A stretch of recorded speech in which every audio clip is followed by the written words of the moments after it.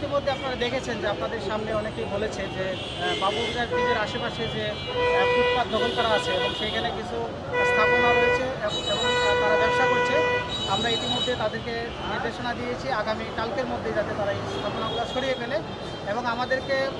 যেটা বলা হয়েছে যে এটা রোডস অ্যান্ড হাইওয়ের জায়গা, সেক্ষেত্রে আমরা রোডস অ্যান্ড হাইওয়ে ডিপার্টমেন্টকেও আমরা আগামী আইনশৃঙ্খলা মিটিংয়ে ওনাদেরকে আহ্বান করেছি আসার জন্য এবং ইতিমধ্যে তারা সাড়া দিয়েছে। আগামী আইনশৃঙ্খলা মিটিংয়ে আমরা যথার্থভাবেই ইনফরমেশনটুকু আমরা পেয়ে যাব যে আসলে এই জায়গাটুকু কার, এবং যদি সরকারি খাস জমিও থাকে তাহলে উপজেলা প্রশাসনের পক্ষ থেকে সেই সরকারি খাস জমি উদ্ধার করার জন্য যতটুকু করার ততটুকু আমরা তৎপর থাকবো এবং উদ্ধার করবো। পাশাপাশি রোডস অ্যান্ড হাইওয়ের যদি জায়গা আপনার অপদখল হয়ে থাকে সেটুকু আমরা উদ্ধার করব। আপনাদেরকে আমরা বলতে চাই যে কোনোভাবেই রোডস অ্যান্ড হাইওয়ের জায়গা হোক আর খাস জমি হোক, সরকারি কোনো ধরনের রাস্তাঘাটে, সরকারি কোনো জায়গায় কোনো অবৈধ স্থাপনা, কোনো ধরনের অবৈধ পার্কিং,